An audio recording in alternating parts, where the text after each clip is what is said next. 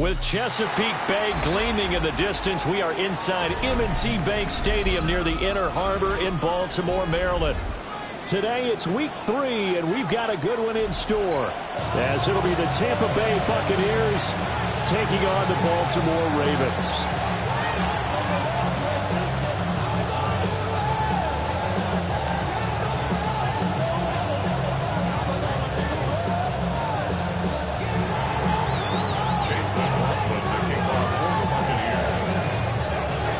Two 1-1 teams here, each looking to move over 500, and we're underway here in week 3. And that'll be a little too hot to handle as it will skip through the end zone for a touchback here.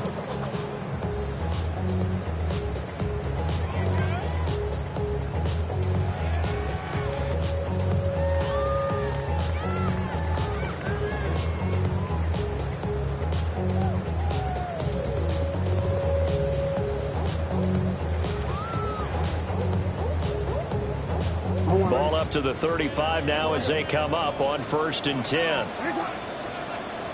Jackson looking to throw right away.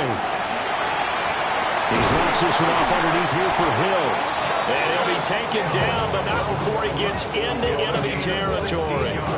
16 yards on the game's first play and a quick first down. 1st and 10 at the 49-yard line. It's right. First carry now for Justice Hill. And nothing much materializing there on the first down run. He'll get a couple, and that's it. And there on your screen, Charles, the key inactives guys out this week. And there's never anything good about any injury, but there's a silver lining to them. Is that it creates opportunity for someone else on the depth chart. Will they take advantage of it with good play, or have they not prepared well, thinking they'll never get on the field and they'll go out there and hurt their team? And the stop here will come at the 38-yard line. 9 yards to pick up there, and it's a first down. The Ravens at 1-1 through 2 games thus far. It's not a start that's going to set the world on fire, but they've been pretty solid nonetheless. And the first thing that crosses my mind, it certainly beats the alternative of starting 0-2. I do think that this is a team that's going to take a little time to find its footing. Hard to navigate the always tough NFL. Throw left side, taken in by Hill. And he takes this just a few yards shy of the red zone before going out. That's good for a first down, his second catch of the opening drive. Well, it seems pretty clear on this opening drive that they want to get him involved, not only, Charles, in the run game, but in the pass game as well. And he can be such a weapon for them when they utilize him this way. Partner, you know I'm a veteran, right? In other words, that means a little bit older. But back in my day, we used to call a guy like this a workhorse, except he carried the ball all the time. Now they get it to him a variety of ways, but you're right. They want to run their offense through him. 2nd and 10.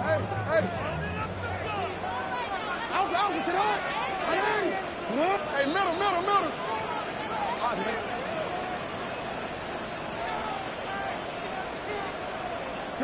Jackson. And that'll be incomplete. Took a pretty good shot as he tried to pull that one in. Couldn't hang on, 3rd down. As soon as he leaked out and began his route, someone on the defensive side broke with him and arrived just in time to separate him from another reception.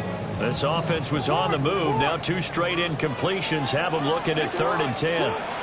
Now Jackson. Well, he tries to force it in, and it's intercepted. And the Bucs are going to have the football at their own 1-yard line. Not something you see very often from a quarterback of his caliber, an opening drive interception. Oh, there's no doubt in my mind that even he's surprised at how that one played out. But we know this guy is not going to stop him from continuing to fire as this game goes along. Probably give a little nod of respect across the field for that one and let him know he'll be back the very next series.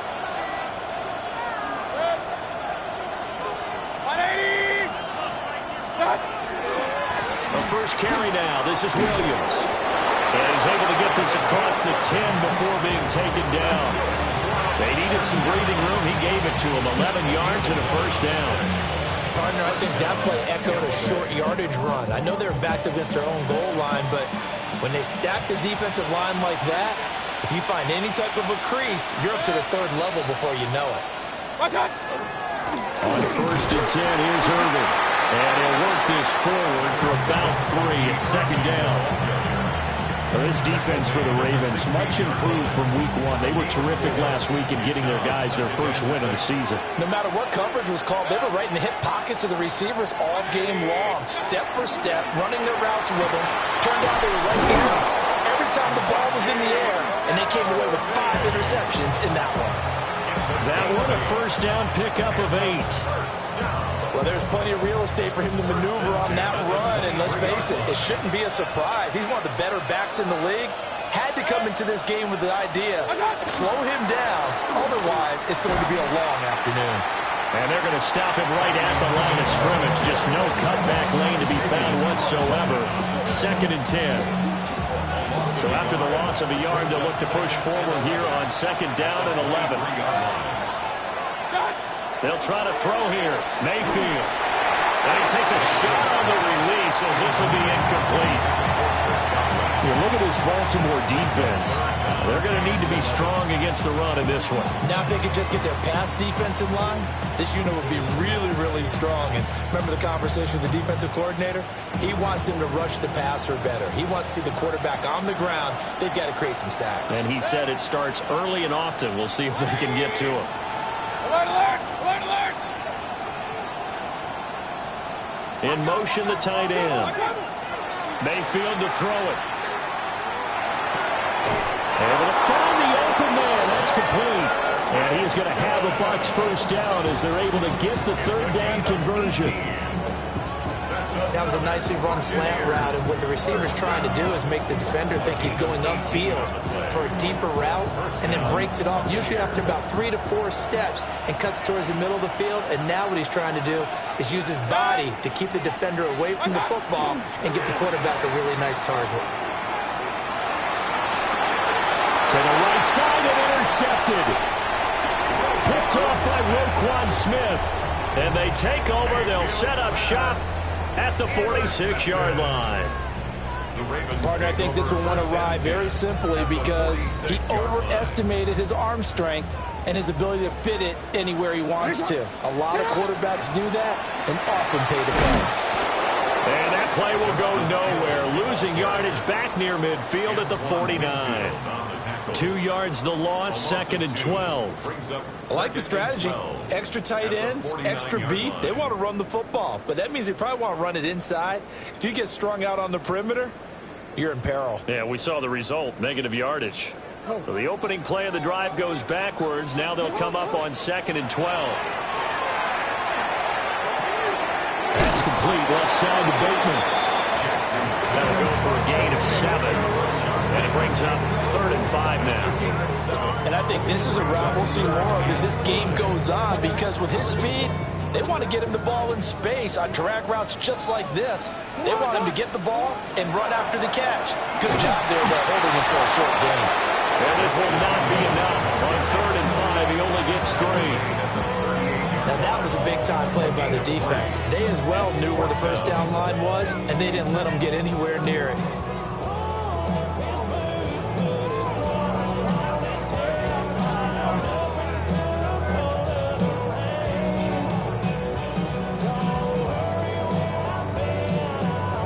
Field goal would have been a decent length at 55 yards. They keep the kicking unit on the sideline. They're going for it.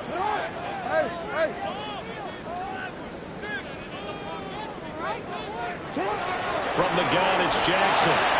Working the middle of the field, and he's got a man complete. He will have the first down, but he winds up taking a pretty good shot that time. I remember in pregame when we were talking to him on the field, and he took his gloves off and showed us his fingers. A few misshapen ones in there, and now we know why, trying to catch those types of bullets. That was a dart. Yeah, even for a talented receiver, those are tough to hang on to.